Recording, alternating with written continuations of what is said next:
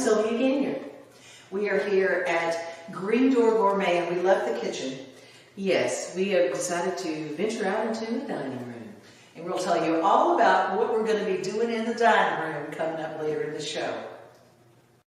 Discover one-of-a-kind wines in a special place naturally made for relaxation. Amber Falls Winery and Cellars. Descend into our underground cellar and taste award-winning wines. Cajun Best is one of our most intriguing creations. Real Cajun spices are used to give this sweet red blend its distinctive flavor. Get away to where good times and good wines come naturally. Amber Falls Winery and Cellars, where a great start leads to a great finish. Hey guys, this is Dalton Quigley with Quigley's Landscaping. Today I want to show you one of the projects I'm most proud of. It's got beautiful natural stone and some creative, interesting plants. Come with me and take a look at it. So here we are at the client's home, and if you stand back and take it all in, you can see it's a ranch-styled home. And I designed this project front and back. Here we have a magnolia. This is a teddy bear magnolia.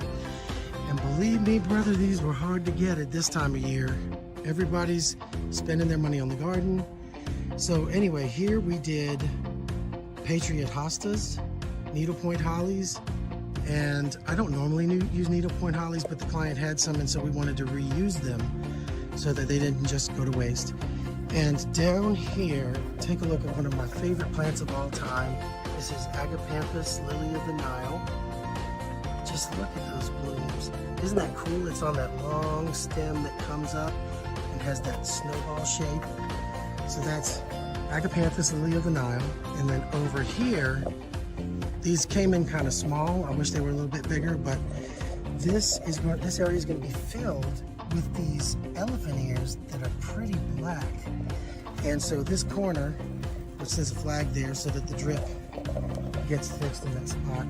But anyway, so over here in the front, we have some blue star junipers, more agapanthus, more of those Patriot hostas, and a teddy bear magnolia. And right back here is one of the coolest plants ever. This is a green mountain boxwood. These are pretty cool. I like them for that conical shape. And then here, this is osmanthus. It's a false holly. It's called Gushiki false holly. So this plant is actually in the olive family, and the blooms aren't really that much of a show, but it has a super cool leaf that leaves out a little bit peach in the summer, and then it looks really spiky, so it keeps animals away. They think they're going to get hurt with it, which they're not. It's actually pretty soft. And so over here around the utilities, we have some Gushiki false hollies, and then down here we have a maiden grass. This is strictus. It's got a little white line down the leaf. Then over here on this side, we have more of those needlepoint hollies. They're going to hide these utilities for the client from the street. And then over here, more of the magnolias, teddy bear magnolias. There's a oak leaf holly, and then right down here, these are firepower nandinas. In the winter, they turn beautiful red and yellow, as long as you get enough sun, as long as they get full sun. Here's a plant that's pretty awesome. This is a dwarf globe blue spruce. Picea pungens glauca globosa, I believe it is. And so as we look across the yard, hidden in here are these are actually hardy hibiscus, and they'll grow up and be 3 or 4 feet tall this year, even though they're small now. So across the back we have some emerald arborvitae. We put those to kind of screen the neighbor's pool and to provide privacy for my client. We were going for a little more of a tropical look, which it's hard to have tropical plants in this environment. But this is how it's turned out. Those trees we planted, the 2 maple trees.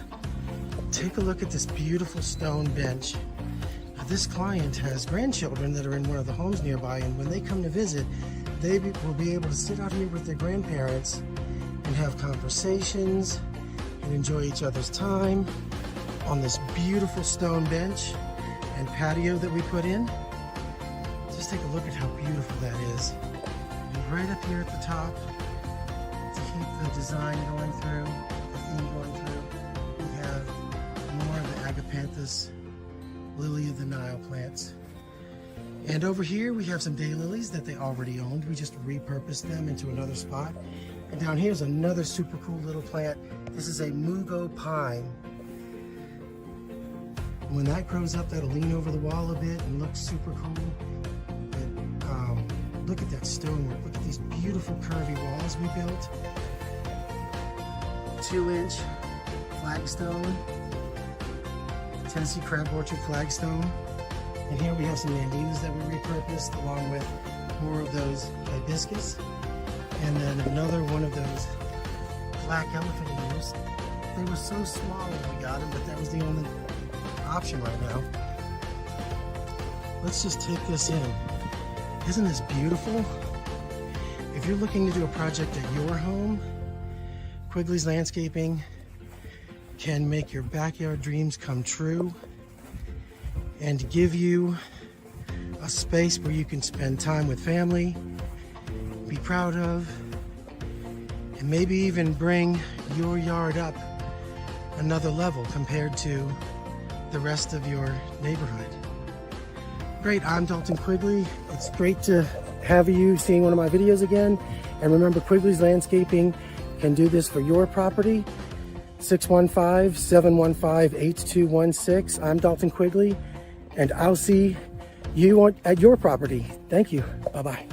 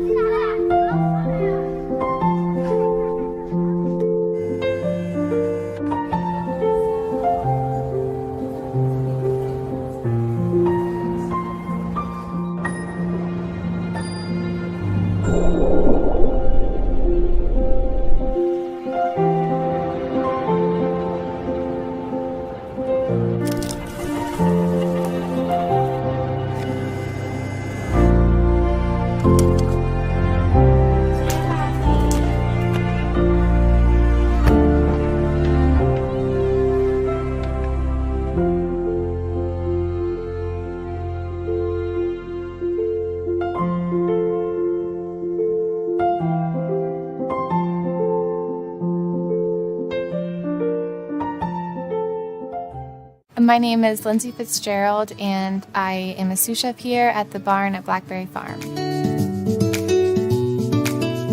I started at Blackberry as a line cook, and I started on Garde Manger, which is the introduction station. Everybody starts on Garde Manger, and I worked my way up through all the stations for about 2.5 years. And then after that, the opportunity presented itself to become a sous chef, and I accepted. Something really exciting that I love about working at Blackberry is we'll usually go foraging or to the garden first thing when we get here. And so that's a really fun way to start our day, because we get to be outside and see all of the ingredients that we're gonna be using and get to kind of see the food in its growing state. The atmosphere here at the barn is great. I love it. There's a very kind of open conversation atmosphere where, we look to input from the line cooks as much as they look to input from us. Our executive chef, Cassidy Dabney, has really been a mentor to me. Being a female in the kitchen, she's always kind of had my back and supported me. I think she's really been a big reason as to why I'm still here and how I'm a sous chef here. And the thing about Blackberry is there's very smart and knowledgeable and creative people everywhere you go. So there's always an opportunity to learn about something new, talk about something that you maybe don't know about. So there's always an opportunity to grow in different aspects of the culinary world.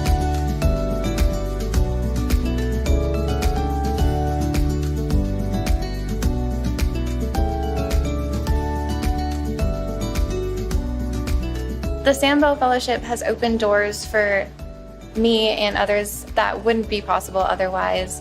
Having the name Sandbell behind it really rolled out the red carpet. Getting to work at all these places that I had heard about and read about for so long was just eye-opening and amazing.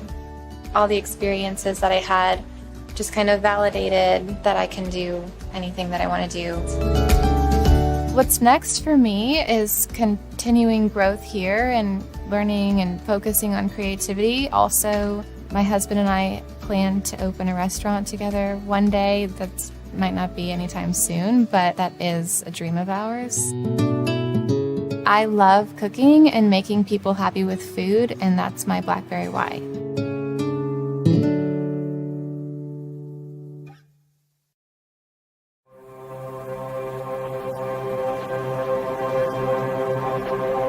Any design that the Nashville Zoo does, first and foremost, we sit down as a group and decide we're going to make it the absolute best we can within our resources. And I think because we have so much internal talent here, that we're able to build some of the best exhibits in the country. We always try and find something unique here at the Nashville Zoo to offer the community. We're always looking for something that is a little bit different, an experience that maybe they wouldn't get anywhere else. When you come to the zoo, we hope that you forget that you are in the Nashville city. We hope that you feel like you've entered another world. I think when people hear Chinese lantern, they don't fully understand what that means. As did I. I didn't know what it meant. We wanted something unique. And so we were approached by Zigong Lantern Company to do this lantern event. And we said, if we're going to do it, we want it to be the largest in the country. We want it to be something that is bigger, bolder, better than anything anybody else has done. And they said, if you really want to see what it's about, you should come to Zigong, China, which has the largest Chinese lantern festival in the world. And so I did. So I took a week off in March and I went there and I was blown away. Over 3 million people traveled to Zigong to see this. Some of these lanterns are hundreds of feet long, and 30 and 40 and 50 feet tall. I was overwhelmed by the magnitude of this, by the intricacy, by the artwork, by the culture. It's deeply embedded into the Chinese culture. So I came back and met with my team and said, this is it. Zoolumination is a unique holiday event where we are lighting up the zoo at night with over 500 lanterns. There are many different aspects to it. So there's a holiday portion of the event, there's also traditional Chinese lanterns, and then there's the animal lanterns as well. This is totally different, totally unique. We can tie in the Chinese culture, we can tie in our animals. The animals that they do, which is part of their culture as well, are so anatomically perfect. I was just amazed. So I think it's a great fit for us. And our goal is that this is our winter event every year.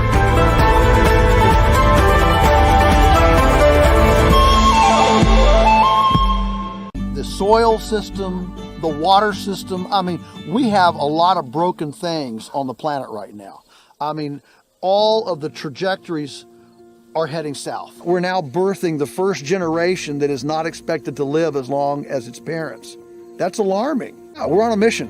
Whatever the platform we get to speak and inspire and encourage and challenge as necessary to change the world, I'm on board.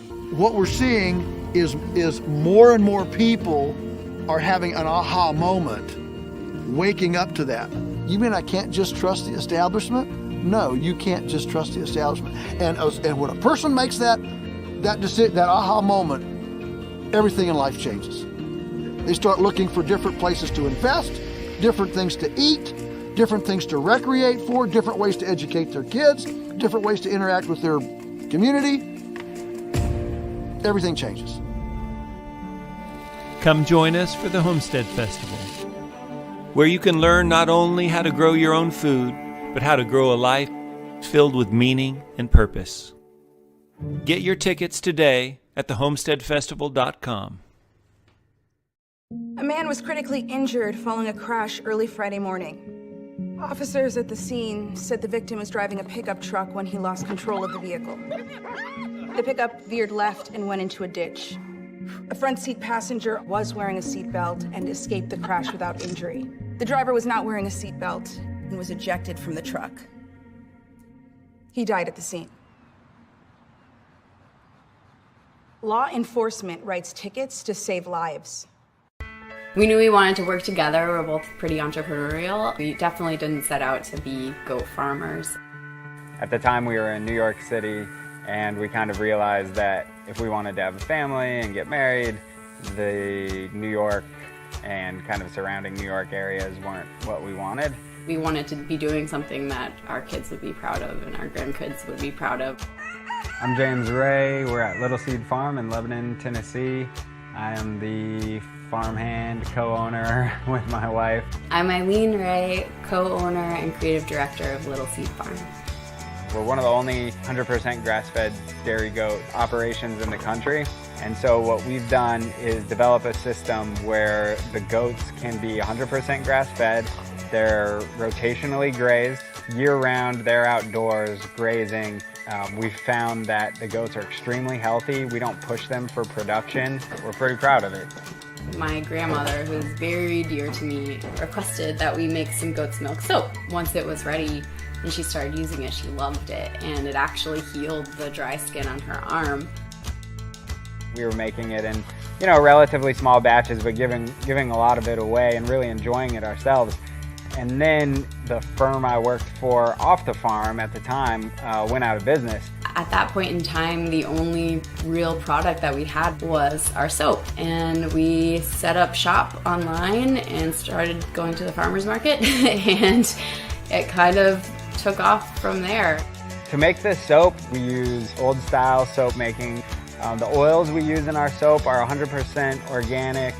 We have 9 soap varieties in our Farmstead Milk Soap line, and then we have 3 soaps in our collaboration with Jackalope Brewery, our beer soaps. We also have our skincare line. They're all packed full of healing compounds. Soap needs to be a lye-based solution that's combined with oils to go through a process called saponification. And so we use 100% raw milk and dissolve the lye into that. And then you combine that lye solution with oils. I love to sketch, to design. That was one of my favorite parts of my old job in the city. Goats that you see on the cover of our soaps, those are all goats that we milk on our farm. Each soap, each product gets a cover goat. I think that one of the things that makes our products so special is that they are made by hand by people who really care about every step of the process. We get emails and comments on social media every day. We're really kind of getting a lot of positive feedback from people across the country about their experience with our soaps. And that's just a big aspect of what inspires us and keeps us working hard to make the soap that we make.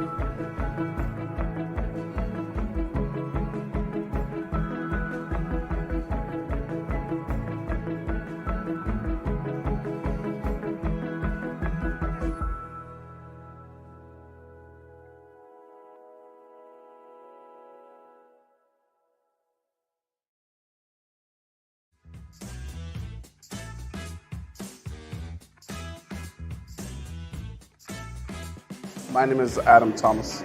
I've been working for Big Bad Breakfast for about 5 years. We use a lot of fresh herbs and a lot of spices, and that's basically what makes us different and sets us apart from everyone else that does breakfast. The Low Country skillet is just a breakfast scramble. It has a southern take on Cajun style cooking.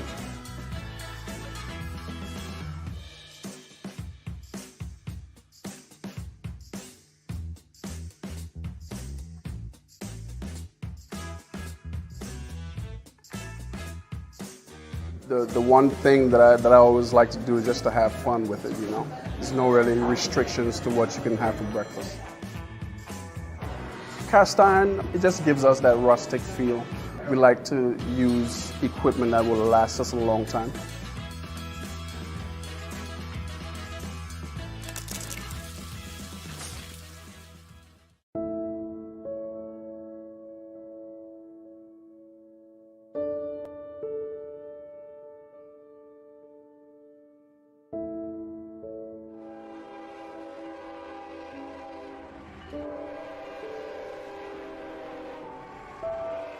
They're sounds that bring nostalgia. They're magic. The train whistle is one of those that beckons us to faraway places. This hotel, the Halbrook Hotel, was a railroad hotel. Because this hotel was on a main line of the railroad, it was a very vital part of the operation of the railroad. This is now called the Clement Railroad Hotel Museum. In the past, the foundation that supports this museum has had a gala here.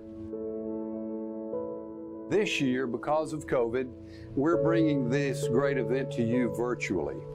So the Clement Railroad Museum Foundation invites you to enjoy this walk through history and the past of a great servant of the people of Tennessee, Frank Gold Clement.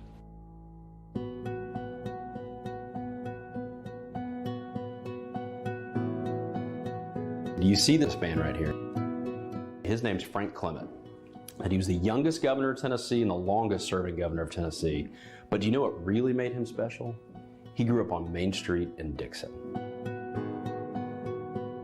Frank was tall, stately, handsome, and spoke so eloquent.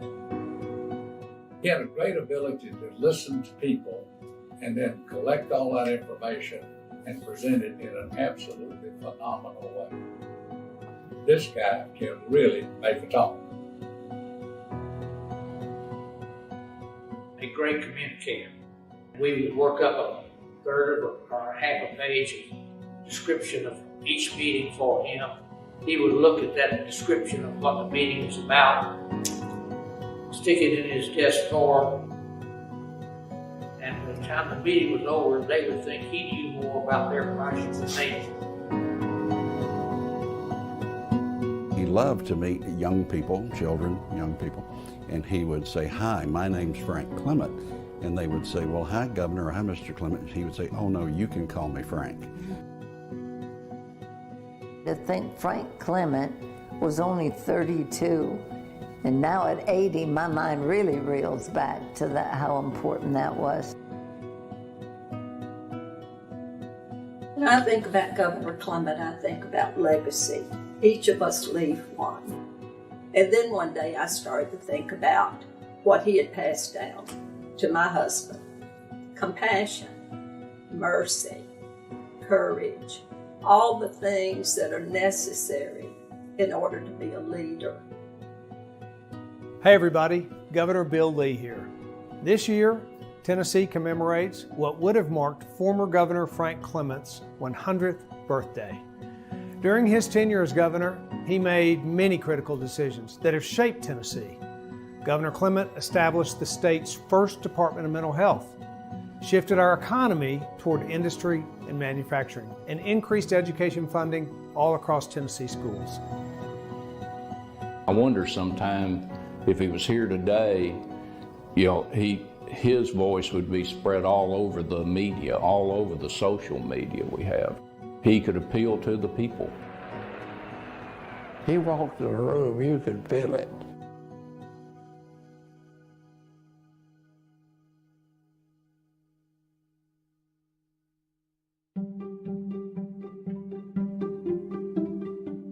A 100 years ago, June the 2nd, 1920, being in the room where my father was born, it touches me greatly.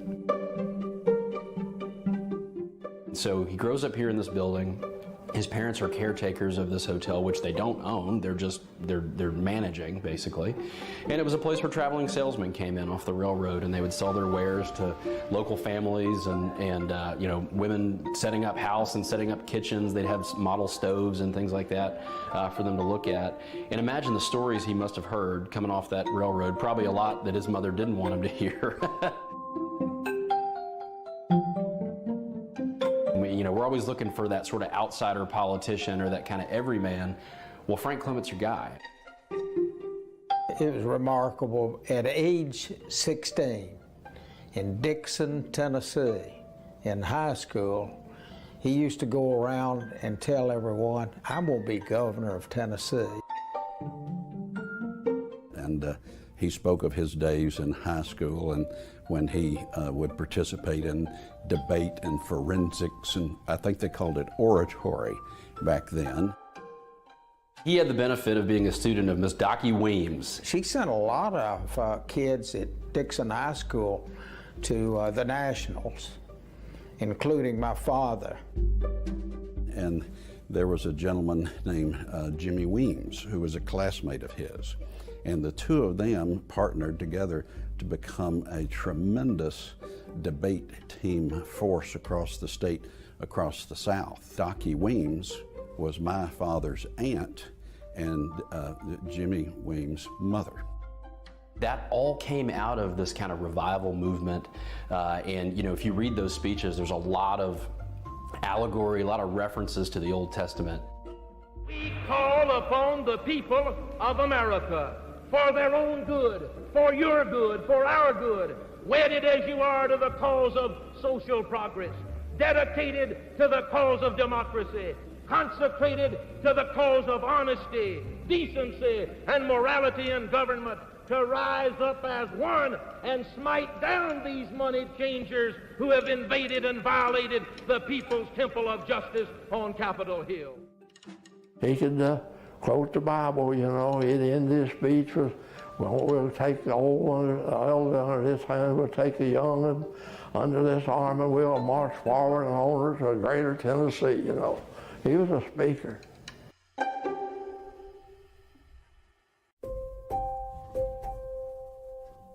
My great-grandfather, who was the governor of Tennessee, is responsible for free textbooks in public schools. And the reason he did that is because he thought it wasn't fair for other kids to look over other kids' shoulders to get a good education.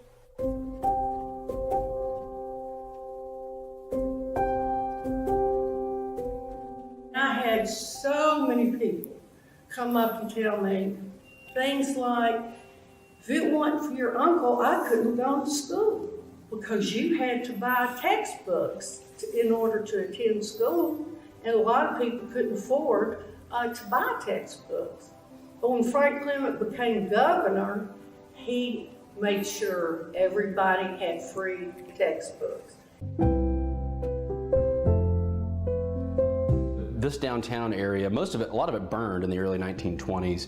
This is one of the few remaining examples of a railroad hotel. When I was a kid, this was the 4-H office.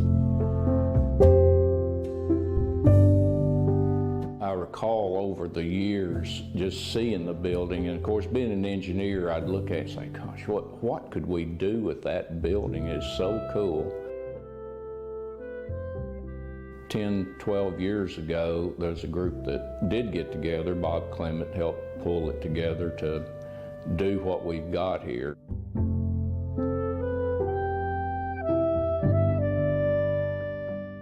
You know, we're used to having this in the community, seeing it, but now when we have people show up and sign the guest book, it's interesting where everybody comes from and wants to spend time here.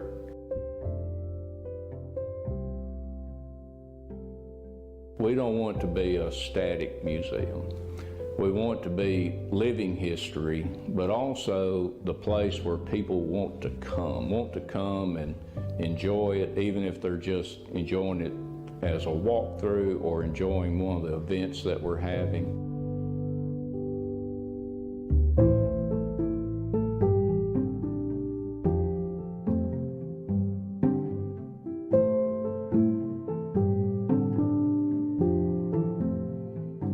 As a young boy growing up in Dickson County, I was able to sit on the front steps of the hardware store and listen to the stories from my grandfather and his friends and the generation and multiple generations before me. We've lost some of that in our modern society. We're all glued to our phones and our iPads, and you know, we don't take the time to slow down and to listen to our elders quite often. You've got to intentionally seek those things out.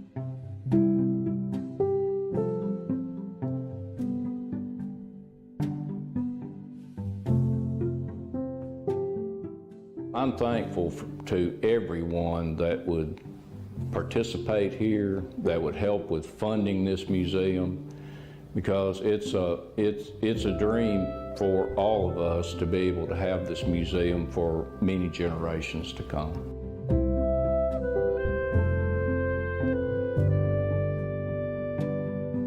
You know, there's no way that state government and local governments can fund something this nice and to have it to the quality we want. So we've been very fortunate that the community has stepped up and it's played a large part in making it as successful as it is.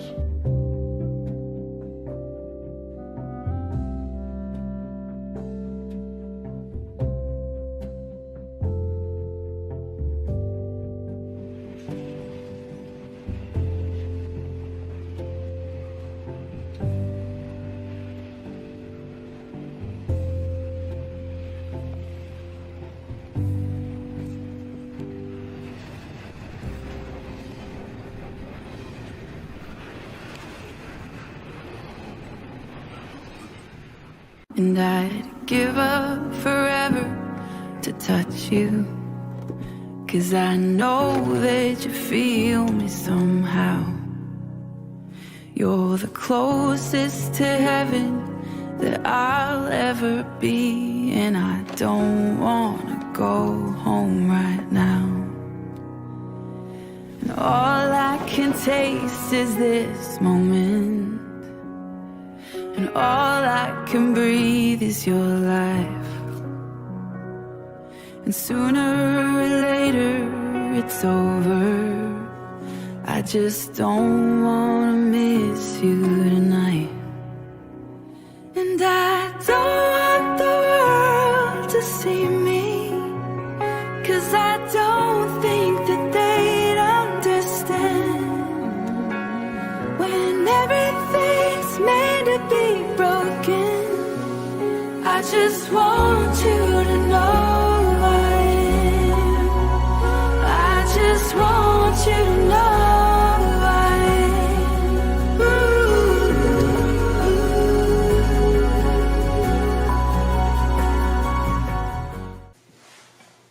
We are at the dining table because it's not just about cooking, it's in showing off a pretty table during all the holidays. And I mean, we literally are in holiday season. Yes, and food always tastes better when it's served in a beautiful environment. Mm-hmm. And it doesn't mean brand new. Sometimes it's something that's been in the family a long time ago. So when it's time for grandma's dishes and somebody says, oh, I don't want that old stuff, raise your hand, because look at what we're doing here at this table. It's so much fun to explore some of the old heirloom things texturally with some of the new things. The new meets the old in a holiday trend. You make your own trends that way, which is kind of cool. Oh yeah. And so what I wanted to show today was how a little pop of color that you would think is not a traditional autumn color can be so much fun. And that is with the blue placemat. Blue is on the opposite end of the color spectrum than the golds and the reds, and this one has a little bit of texture in it, so it looks really nice with this kind of off-white kind of dish here. And of course, this was my grandmother's fall or Thanksgiving china. It's called Leaf Melody, like the leaves dancing in the wind, and we would always have this out for Thanksgiving. What I really like about this particular plate is that this plate is a 9-inch plate. It is considered a luncheon plate. It might have been considered a dinner plate back in the day because everything has gotten bigger as the time has passed, right? Right. But a 9-inch plate is the perfect size to not overfill on a Thanksgiving type of indulgent meal. Right. So you get plenty of food, but you're not filling up a 12-inch plate. The other thing is if you decide you want to use a charger or an underlining plate, it fits so nicely in the charger, you still see the charger. I love that. Instead of covering up all the charger. So you want that as a nice size plate for your Thanksgiving. If you're not using a charger, you could use a bigger bottom plate to put on that because most plates now, believe it or not, are 10.5 to 12 inches for a standard size dining plate in the United States. So it's kind of fun. This is a little side bowl. This could be good for that cranberry sauce to have on the side if you want to have it out, or a little bowl of steamed apples, or a little starter of soup or something like that. And it looks cute sitting in the middle. And if you really wanted to do something great until the soup was served, you could even put a little fun pumpkin in the middle as your table decor, and you can have a place card there, or you can have it here with something leaned against it. It's a natural way to make a place card. Some people even write with the edible ink on the pumpkin, a little gold ink or edible ink on the pumpkin for that. So it's just real fun. If you don't want to make place cards, that's perfectly fine. You let everybody just elbow their way to the table. Let them fight where they want to sit. Yeah. And we always knew where everybody sat. Grandma had her spot and Papa had his spot. And then the kids always sat in the kitchen at the card table, you know. But we graduated eventually.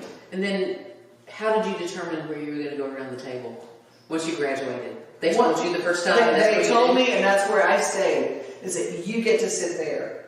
And you said, I was just so glad to be off that card table. I was happy to be there. Hey, let's talk about these lovely glasses. So when I think about tablescaping, what I want to do is I pick out what I really love and I want to show off, and I work my way backwards. Okay. So if I really want to use these plates, and I know I want to use these plates, then I'm going to say, okay, is it a fancier? Am I putting on the dog?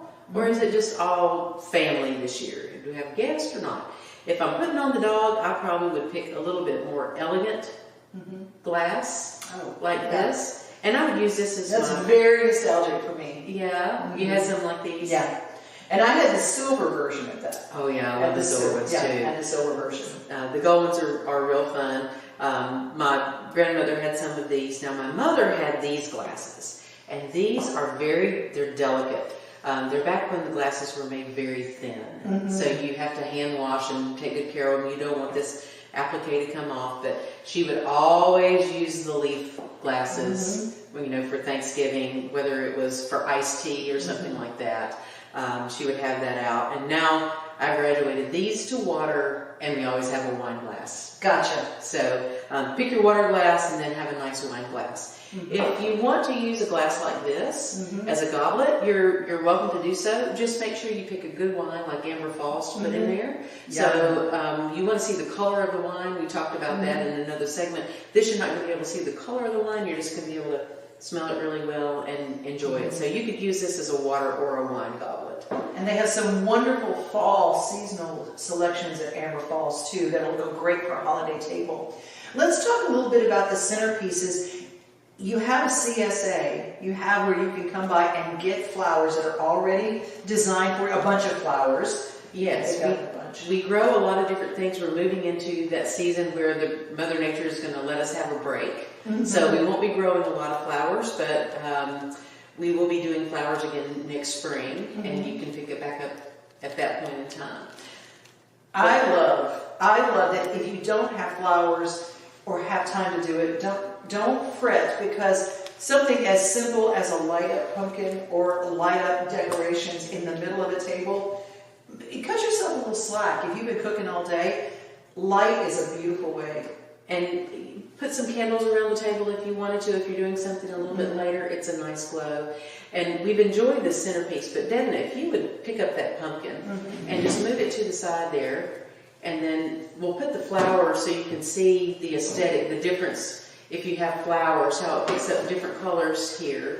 But for me, I would want a bigger round table to put this type of flower arrangement on because of seeing over it. Yes, that's the other thing. So if you have a narrow table, you probably want lush and low, as I call it. Lush and low, I love that. And so here's a fun little trick. Don't go into your neighbor's yard unless you've asked them.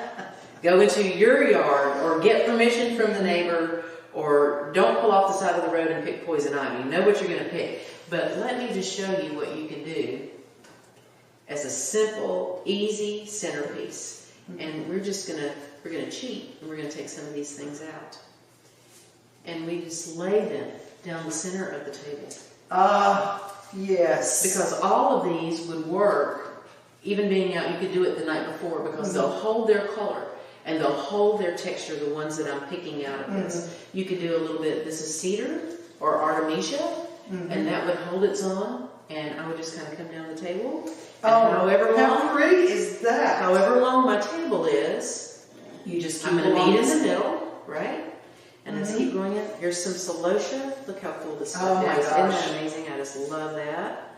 All right, then we have this texturally. And again, I'm kind of doing this on the fast side of things, but I could put that in for a little pop of color. And then I come back and I accentuate with pumpkins and gourds and make a little blend. Maybe I want to like put a some table in. runner. Exactly. With real things. I love naturally, this. because you got a little bit of this fun little thing. I can tuck this under so you don't see the stems. So you use your greenery to hide the other stems and your plants. And it just what a becomes great long idea. and lush. There we go. You can put that guy there. If you want to use a mirror, a long mirror underneath to make it look more full, you can. If you don't use a mirror, that's all right too. Put this little guy on this side. And I like to do scatter pumpkins and the different kind of gourds. And you can just keep coming through. Right before I serve the meal, I might come back and cut the top off of some of these buds. Don't leave a big stem, and put some pops of color in just at the very last minute. Which is oh my gosh, And that's it's perfect. If you have a very delicate table surface, what you can do is you can just take a little bit of plastic wrap and put it underneath the stem so you don't get any sap or anything else on your table, or if you've had them in water and you don't want water to be on your table, hide the plastic wrap right underneath everything. It works great. It makes a beautiful, long and lush tablescape, and you can even pick a big guy like this to go in the middle. Oh, that's just wonderful. And when all your flowers are gone, I did this one year. I went out and picked interesting sticks, and I spray painted them gold and silver and whatever, and I used that, and I put candles in between. And so the silver and the gold, and then the little, and I used mason jars with candles in them. Oh, it sounds great. And I used burlap, old burlap, as the table runner, and it turned out to be really cool. So you can be as creative about it, and there's something about inviting people over and having just a little decor. I love the dried hydrangeas. Oh my goodness, I love that. I love that. It's so much fun. And then last but not least, I don't know about you, but I don't have enough time in the day to iron. Obviously. But I do love really nice napkins. So what you can do is, if you have a napkin and you're like, well, I don't have time to iron this, you can kind of take it and make it slouchy, like that. And then again, using a nice piece of burlap, or you could use a little bit of twine. This is just a little bit of jute. Tie it in a bow. Oh, that's nice. And I know you love herbs. I so do. you I could love tie it it in so a real much. bow. You could just, I'm gonna leave this just kind of loose and drapey like that. And then I take a little sprig of rosemary and I put it right in the napkin. It looks like I'm a designer. I didn't have to iron my napkin. It looks really good. This gold picks up nice along with the gold of the silverware. I just put that either through this. This goes there, here. Oh, let's use this guy. And then we bring our silverware. And it's silverware, even if it's gold. Yes, gold flatware. Or you can use your very best sterling or whatever you would like. But then you just move your place setting to this side and you're all set. You've got a simple, easy table. You didn't have to go out and spend a ton of money. You're reusing things that you already have or things that mean a lot to you from your family. And I want to, speaking of family, get the kids involved. They get excited when they see something decorated like that. I've even seen, I have a friend and the kids, their centerpiece, the kids they took their hands and they did finger painting and put it on little pieces of colored paper, and that was the centerpiece. I love and that. And wasn't that a great idea? And so the kids were involved. That's what Devon's Table is all about. Thank you for joining us. And we're going to say goodbye to you today with our slogan. If you want to find a blessing, you must first be one.